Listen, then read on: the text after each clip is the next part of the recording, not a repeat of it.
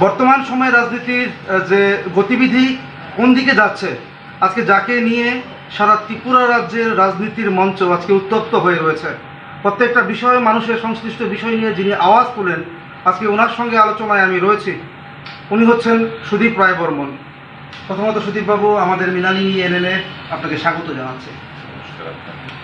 প্রথমত প্রথমত যে বিষয়টা আপনার কাছ থেকে আমরা জানতে চাইব, রাজ্যের মানুষ জানতে চাইছেন যে 2023 নির্বাচন গেল, লোকসভা নির্বাচন গেল, আগামী দিনে কয়েকটি নির্বাচন অপেক্ষা করছে আপনাদের দলের জন্য। সাংগঠনিকভাবে সারা ত্রিপুরা রাজ্যের বিভিন্ন প্রান্তে আপনাদের সংগঠন কি পর্যায়ে রয়েছে, তাদের পরিস্থিতি কি রয়েছে, রাজ্যের যারা সাধারণ কংগ্রেস কর্মীরা যারা রয়েছেন ওনাদের বিশেষ করে এই কোশ্চেনটা রয়েছে। প্রত্যেক দিন নতুন নতুন কর্মীরা বিভিন্ন রাজনৈতিক দল ছেড়ে আমাদের দলে যোগদান করছেন। মানুষ 25 বছর সিপিএমকে সুযোগ দিয়েছে। মানুষ এই রাজ্যে ভারতীয় জনতা পার্টিকে সেকেন্ড টাইম অর্থাৎ 10 বছর জন্য ক্ষমতায় বসিয়েছে। মানুষ 25 বছরের রাজত্ব ভুলেনি, আর বর্তমানের যে জঙ্গলের রাজত্ব কায়েমে রয়েছিল সেটাও তারা মাথার মধ্যে রাখছে। এবং আমাদের বিশ্বাস এবার কংগ্রেসকে একটা সুযোগ দেবে। সবটাই তো শেষ কথা মানুষই তো বলবে। এবং যেরকমভাবে বিভিন্ন অঞ্চলে আমরা সাড়া পাচ্ছি, কর্মীদের, ভোটারদের হয়তোবা সশরীরে সবাই আসতে পারছে না, সাহস পাচ্ছে না, ভয় ভীতির কারণে একটা পরিস্থিতি আপনারা জানেন, অরাজকতা, জঙ্গলের রাজত্ব কাম হয়ে রয়েছে। কিন্তু যেরকমভাবে আমরা সারা পাচ্ছি, বিশেষ করে আমাদের একটা কর্মসূচি চলছে এই মুহূর্তে সারা রাজ্যব্যাপী, বাড়ি বাড়ি মোদিজির তো আমরা মন কি বাত শুনেছি। এখন দেশবাসী এবং বিশেষ করে রাজ্যের মানুষের মনের কথাগুলো আমরা আমাদের লিফলেটের মাধ্যমে আমরা মোদিজির কাছে কয়েকটা প্রশ্ন রেখেছি এবং এগুলো মানুষের কাছে বিলি করছি। এই যে প্রচারপত্রগুলো বিলি করতে গিয়ে যে রেসপন্স আমরা পাচ্ছি, প্রত্যেকটি কর্মী যারা বাড়ি বাড়ি যাচ্ছেন তারা উৎসাহিত হচ্ছেন, তাদের মনোবল বৃদ্ধি পাচ্ছে এবং আমরা আগামী দিন ভালো কিছু করার আমরা আশা রাখি। সামনে রয়েছে আপনার স্বশাসিত জেলা পরিষদ নির্বাচন। এই নির্বাচনে তিপ্রামথা দলকে আপনারা কিভাবে দেখছেন? রাজনৈতিক দল তীব্রমথা কিভাবে দেখব? ওরা বিভিন্ন বিধান উত্থাপন করেছেন, এগুলোর কোনো দেখা নেই। পাওয়ার এনজয় করছেন, যদিও জনগণ তাদেরকে প্রধান বিরোধী দলের ভূমিকা দেখতে চেয়েছিল। কিন্তু যাই হোক, এরা এখন ত্রিপ্রাসার স্বার্থ ভুলে গিয়ে এখন ক্ষমতায় মস্তদে এরা বিজেপির সঙ্গে ক্ষমতা শেয়ার করছে। কিন্তু তাদের অ্যাকর্ডের কথা হয়তো ভুলে গেছে কেন্দ্র সরকার কিংবা ত্রিপুরামথা। আর ট্রাইবেলদের, ইন্ডিজিনাস পিপলদের, আদিবাসীদের স্বার্থ সংশ্লিষ্ট ব্যাপার নিয়ে খুব একটা কথা বলতে আমরা দেখি না। হ্যাঁ, ইমোশন, সেন্টিমেন্টকে পুঁজি করে ভোটে কীভাবে ম্যানিপুলেট করা যায় এ নিয়েই তর্জমা চলছে। কিন্তু আসল যে সমস্যাগুলো, যে অর্থনৈতিক বিকাশ, শিক্ষায় পিছিয়ে পড়ে রয়েছে, যেটা কীভাবে তাদেরকে আরও অগ্রগতি আনা যায়, গতি আনা যায়, স্বাস্থ্য ব্যবস্থা ভেঙে চুরমার, পানীয় জলের সমস্যা, কাজ নেই, শিশু বিক্রির ঘটনাগুলো ঘটছে। তো এই জিনিসগুলোর কথা ভুলে গিয়ে এখন আবেগ, ইমোশনটাকে পুঁজি করে ভোট বদলানি হওয়ার চেষ্টা করছে। মানুষ একবার বোকা বলে, দুইবার বলে, কেউ যদি ভাবে যে বারংবার সবাইকে বোকা বানিয়ে ভোটে জেতা যাবে, মস্ত বড় ভুল করবে। আমরা মানুষের কাছে আমরা আকাশ কুসুম যেগুলো অবাস্তব ডিমান্ড নিয়েও যাচ্ছি না। আমরা কিছু স্পেসিফিক 125th অ্যামেন্ডমেন্ট বিল, এটাকে নিয়ে আমরা যাচ্ছি। এটাতে কংগ্রেসের এই মস্তিষ্ক প্রসূত এই জিনিসটা, এটা নিয়ে যাচ্ছি।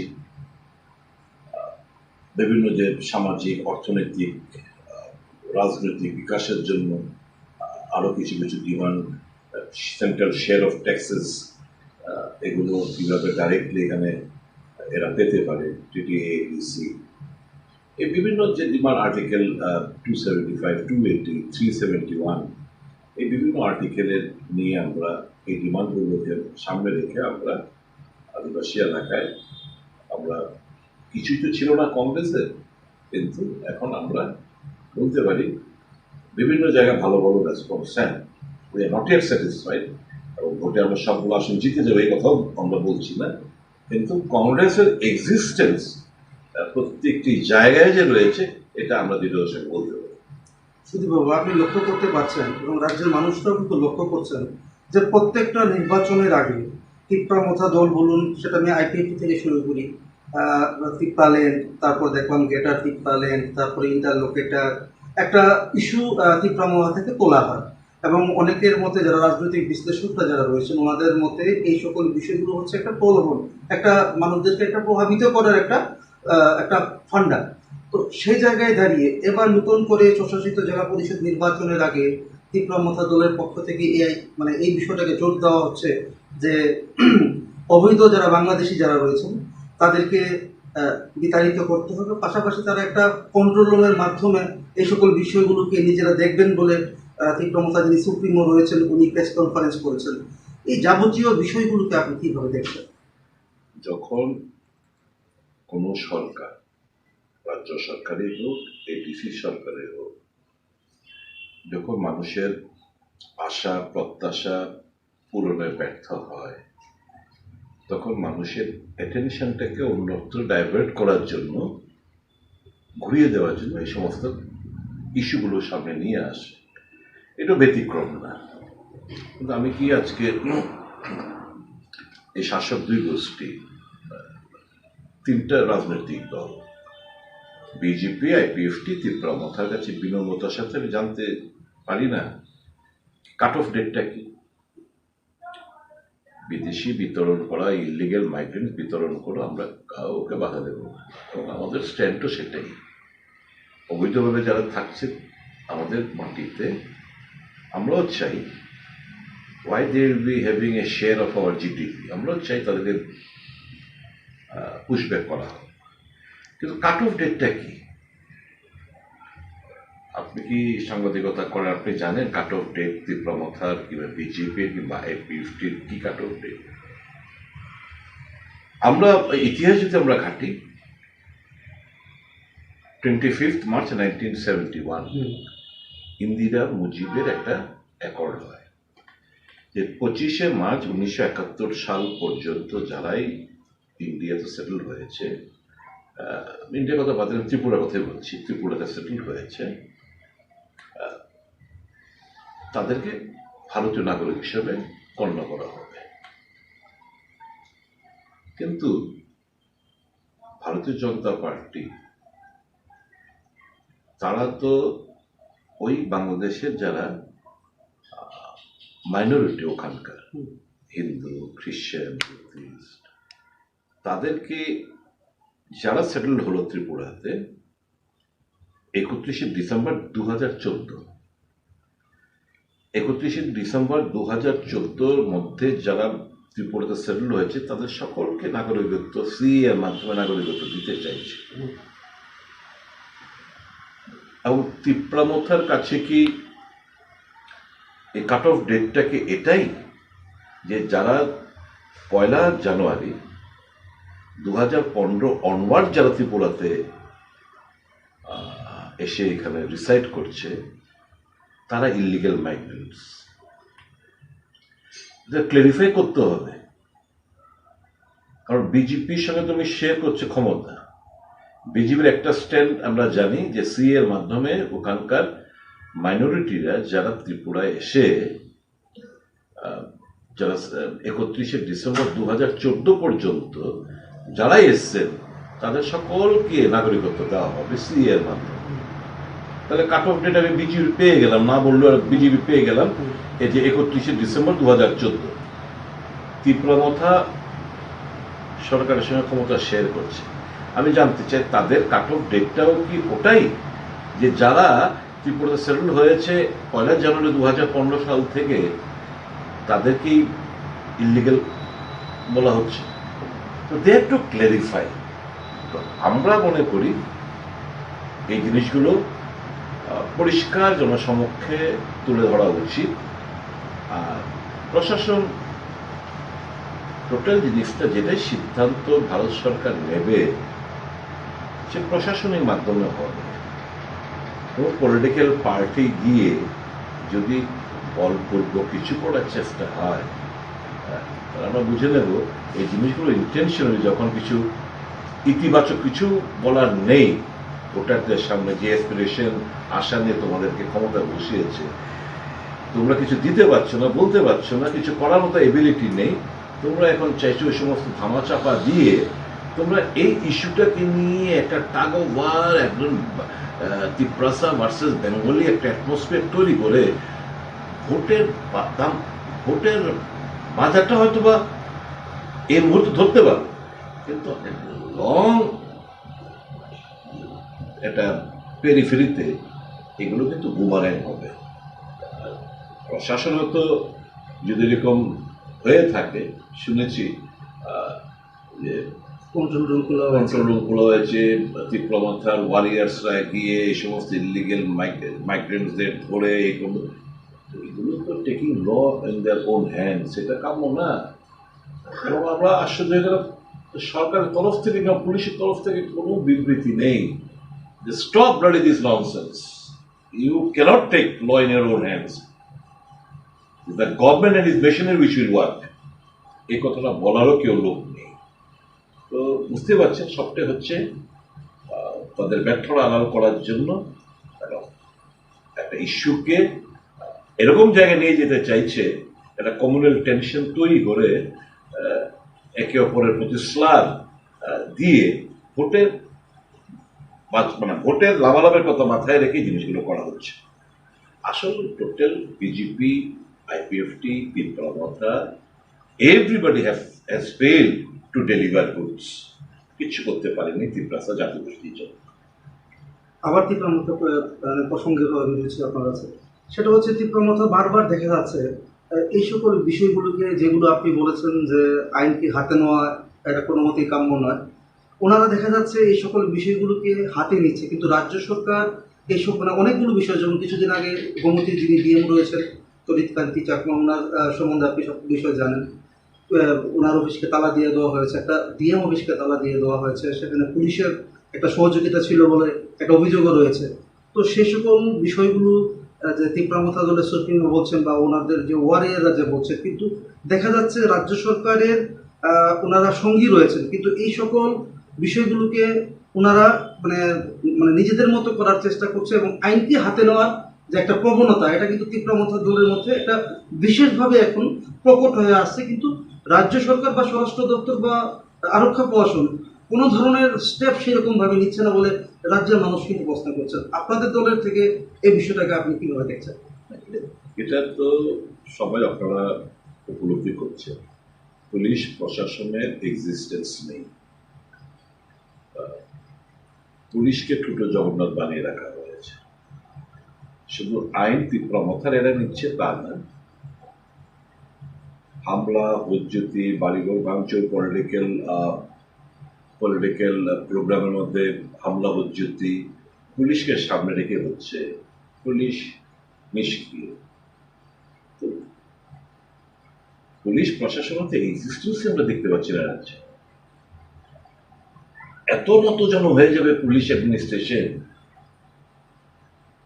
তো ভাবতে অবাক লাগে। আমি যে প্রথমে বললাম যে জঙ্গল রাজ, এই কারণে তো আমি বলছি জঙ্গল রাজ। জঙ্গল রাজ বলছি এই কারণে, কিছু দানবের হাতে ক্ষমতা, দানবী আচরণ করে বেড়াচ্ছে। সমাজের প্রত্যেকটি মানুষ আজকে ভয়ে তটস্থ, গণতান্ত্রিক কোনো বাতাবরণ নেই। পুলিশের সামনে এই সমস্ত ঘটনাগুলো ঘটে, পুলিশ নির্বিকার, কিছু বলা না, উল্টো মিথ্যা মামলা অন্যদের যারা কথা বলে প্রতিহত করার চেষ্টা করে, আওয়াজ তোলে, তাদের মিথ্যে মামলায় তাদেরকে জেলে পাঠিয়ে দেয়। আজকেও তো শুনলাম এই যে একটা কাস্টোডিয়াল ডেথ হয়েছে, জুডিশিয়াল কাস্টোডিয়াল ডেথ। দেখুন, অন্যায় যিনি করেছেন তাকে গ্রেপ্তার করে আইনানুগ ব্যবস্থা নেন। বাবা, ভাই, অন্যদের কোনো দোষ নেই। তারা তো জানেও না একজন গোয়ালা বস্তির একজন দোষ করেছে, সে একটা সরকারি আদেশকে ছিঁড়ে ফেলে দিয়েছে, ছিঁড়ে ফেলে কেটে পড়েছে। পুলিশ গিয়ে দেখাতে হবে অ্যারেস্ট করেছি, তার বাবাকে অ্যারেস্ট করলেন। অ্যারেস্ট করার পর যখন গোয়ালা বস্তি এরা গিয়ে বলছে अरे আপনি इनको क्यों अरेस्ट किया, गलती तो लड़का ने किया, वो लड़का को दो, मैं पिताजी को छोड़ दूंगा।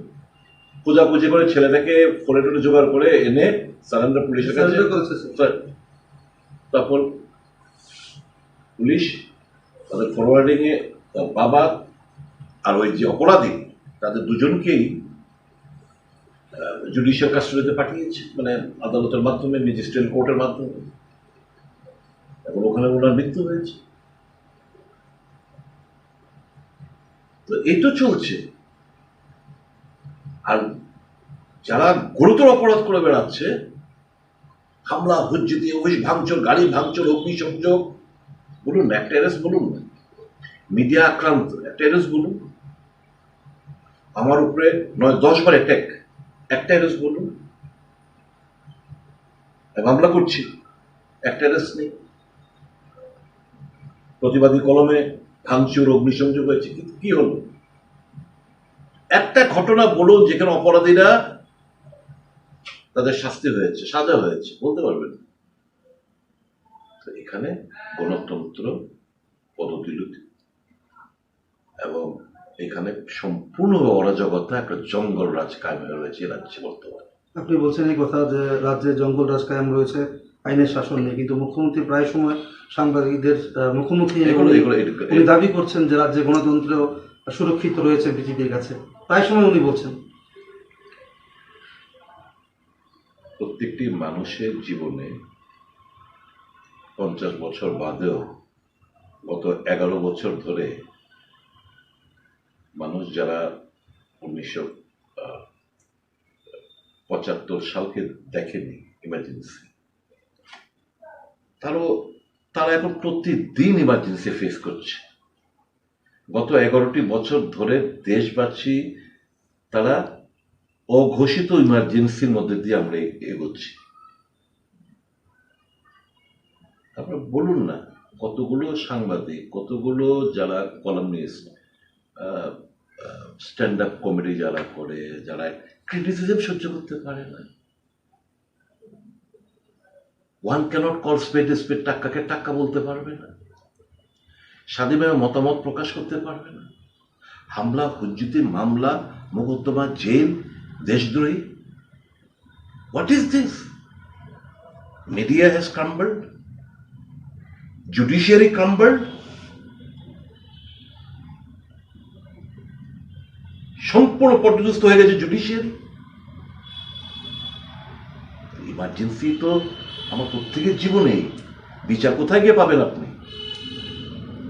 এখন সেই সৎসাহস নেই বলা। মুখ্যমন্ত্রী যদি বলে থাকে আইনের শাসন প্রতিষ্ঠিত, এই যে ঘটনাগুলো ঘটছে, মুখ্যমন্ত্রী কি বলবেন? তারপরে বলবেন, তাহলে তো মানুষ ভালো বিচারক, মানুষ বিচার করবে আগামী দিন। জমিদস্যু প্রত্যেকটি পাড়ায়, মুখ্যমন্ত্রী সিন্ডিকেট প্রত্যেকটি আনাচে কানাচে, সিন্ডিকেট রাজ। মুখ্যমন্ত্রীকে বলতে হয় নজর রয়েছে, ছেড়ে কথা বলবো না, বন্ধ করুন। আইন শৃঙ্খলা যদি স্বাভাবিক হতো, সিস্টেমেটিক ভাবে যদি সব হতো, তো এরকম তো হওয়ার কথা না। বোঝাই যাচ্ছে, আপনারা সবাই জানেন, এ রাজ্যের মানুষ জানে, আইন শৃঙ্খলার তলানিতে পুলিশ নিষ্ক্রিয়। মানুষ একটা জায়গা নেই যেখানে গিয়ে বিচার পাবে। বিচারের জায়গাও আজকে এরকম ভাবে অক্টোপাসের মতো তারা গ্রাস করে রেখেছে, নত জানো বিচারকরা, ম্যাজিস্ট্রেট নত জানো। কিছু কিছু কেস আমরা জানি বেল পিটিশন ছুটি নিয়ে চলে যাচ্ছে, এর কোর্টে ধাক্কা দিচ্ছে, কারণ ফোন আসছে বেল দেবে না, কিন্তু ওকে বেল দিতেই হবে, কিংবা ওকে বেল দেওয়া চলবে না। এরকম ভাবে নতজানু হয়ে পড়েছে কোর্ট। কি বলবো এর আছে, এই দেশেই অবস্থা। ED, CBI, income tax, election commission সকলকে বিজেপির ফ্রন্টেল উইংস বানিয়ে ফেলা হয়েছে। প্রত্যেক বিচারে তার জন্য তো বলছি যে যারা 1975-এর পরে জন্মগ্রহণ করেছেন তারা গত 11 বছর ধরে ইমার্জেন্সিটা কি তারা বুঝতে পারছে। व्हाट इज इमरजेंसी डिफाइन करो, मोदी के जमाने के 11 साल इमरजेंसी है। ये सब शॉर्टकट उत्तर है। आपका जिंदगी का अनुभव से आप बता सकते हो इमरजेंसी का स्वाद कैसा। সর্বশেষ একটা প্রশ্ন করতে আপনার কাছে, সেটা হচ্ছে একটা সময় আমরা দেখেছি যখন আপনি তৃণমূল ছেড়ে বিজেপিতে যোগদান করেছিলেন, এটা রাজ্যবাসী সবাই স্বীকার করে যে আপনার কারণেই বিজেপি ক্ষমতায় এসছে। তো পরবর্তী সময় যখন আপনি বিভিন্নভাবে আপনি যখন আপনার যে মানে কিছু কিছু বিষয় নিয়ে আপনি খুব সে সময় আপনার থেকে আমরা শুনতে পেয়েছিলাম, এবং অবশেষে আপনি আবার বিজেপি ছেড়ে এবং মন্ত্রিত্ব ছেড়ে আপনি আবার কংগ্রেসে বা আগের দলে আপনি এসেছেন। কিন্তু কিন্তু দেখা যাচ্ছে 2023 সালের পর থেকে বিজেপির একটা অংশ, বিশেষ করে আমি বলবো যে সবটা অংশই আপনার প্রতি একটা ক্ষোভ তারা পোষণ করছেন। বিভিন্ন জনসমাবেশে আপনি প্রোগ্রাম করতে যাচ্ছেন, সেসব জায়গায় আক্রমণ হচ্ছে এবং আপনাকে ফিজিক্যালি অ্যাসাল্ট করা হচ্ছে, আপনাকে রক্তাক্ত করা হচ্ছে, আপনাকে প্রিপ্লেন একটা মার্ডার করার মতন অবস্থা রাজ্যের মানুষ কিন্তু পরিলক্ষিত করছে।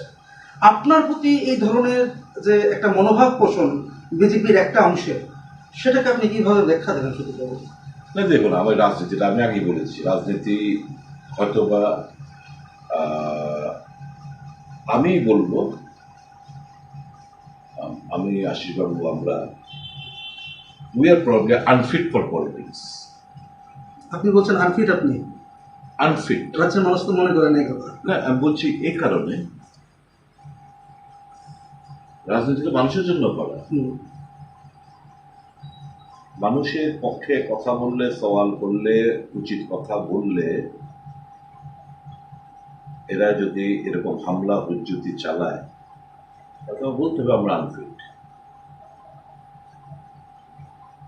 এখন রাজনীতি যেরকম ভাবে রাজনীতি আমরা দেখেছি, সেই জায়গায় রাজনীতিটা নেই দেশে বর্তমান। রাজনীতির মিনিংটা আমরা চেঞ্জ করে দিয়েছি, তার জন্য বলছি আমরা বোধহয় আনফিট। আর আমরা ক্ষমতায় তো ছিলাম, বিজেপির এমএলএ মন্ত্রী ক্ষমতায় তো ছিলাম, কেন ছেড়ে এসছি? We could have earn money. আমি বিজেপিতে থাকলে মানি আর্ন করতে পারতাম, যদি এটা আমার লক্ষ্য হয়ে থাকতো। ক্ষমতায় পাওয়ার এনজয় করতে পারতাম, এটা যদি আমার লক্ষ্য হয়ে থাকতো। যখন আমরা দেখেছি পাবলিকের ওয়েলফেয়ার কে প্রাধান্য দিচ্ছে না, নিজেদের আখের গোছাতেই ব্যস্ত, এই this government is not for the people. আমরা কি রাজনীতি নিজের আখের গোছানোর জন্য? আর আমরা জোর গলায় বলি কেন জানেন? We have led a transparent political journey. কি করবে আমরা? প্রাণে হত্যা করা ছাড়া আমাকে কি করতে পারবে? আমি উচিত কথা বলি, ট্রান্সপারেন্ট পলিটিক্যাল জার্নি করে এসছি।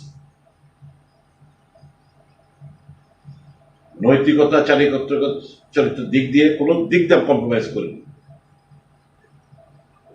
মাই লাইফ আমি বেছে নিয়েছি ফর দ্য পিপল, মানুষের জন্য কিছু করা, not for enjoying life, not for accumulating money. এর জন্য রাজনীতি না।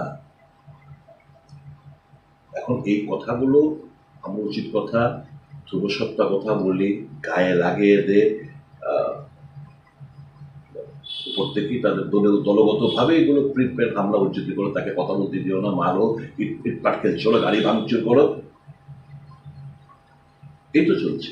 তো এটা করে যদি মনে করে আমাকে কথা বলা থেকে বিরত রাখবে, আমি ওটা কারণ আমি ভয়ও পাই না, আমি জানি এগুলো কি। And I don't want to die like a coward. I don't want to, ঈশ্বর বিশ্বাসী করি, বিশ্বাসী আমি, ঈশ্বর লিখে রেখেছে আমার কবে কি হবে। এর আগে 1000 আমি মরতে চাই না। I am a fighter, I'll fight it out, and I promise the people of Tripura, তাদের পতন আসন্ন, পতন হবেই, ভয় পাবেন না আপনারা। সহায়তা করুন, সাহায্য করুন। পাপ করেছি, প্রায়শ্চিত্ত করছি, এদেরকে টেনে হিচড়ে গণতান্ত্রিক পদ্ধতিতে আপনাদের শক্তি নিয়ে বলছি আমরা নামাবই। আমরা বলতে আপনারা সহ, আমরা সবাই মিলে এদেরকে নামাবো। অসংখ্য ধন্যবাদ সুদীপ বাবু, আপনি আপনার মূল্যবান সময় থেকে আমাদেরকে সময় দিয়েছেন। দর্শক বন্ধুরা, আপনারা শুনতে পেয়েছেন সুদীপ রায় বর্মনের বক্তব্য। আমাদের ত্রিপুরা রাজ্যের একজন পোর খাওয়া রাজনৈতিক ব্যক্তিত্ব উনি বলছেন যে আমাদের মতো লোক রাজনীতির জন্য আমরা পিটেস্ট নই। উনি কেন বলেছেন এই কথাটা সেটা আপনারা নিশ্চয়ই উপলব্ধি করতে পেরেছেন। সামনে আগামী 2028 সালের নির্বাচন, কংগ্রেস নিজেদের মতো করে ঘোর গোছাতে শুরু করে দিয়েছেন, যেটা সুদীপবাবু নিজে বলেছেন। বাকিটা নির্ভর করবে রাজ্যের আপামর জনগণ, আপনারা যারা রয়েছেন সম্মানিত, আপনারা বিচার করবেন এবং সেইভাবেই ত্রিপুরা রাজনীতির গতিবিধি আপনারা সেদিকে চালিয়ে নিয়ে যাবেন। এই কথাই কিন্তু সুদীপবাবু বলেছেন। দর্শক বন্ধুরা, আজকে আমার এই আলোচনা আমি এখানে শেষ করছি, কিন্তু দেখতে থাকবেন দর্শক বন্ধুরা, অবশ্যই মৃণালী নিয়ে নেন। নমস্কার।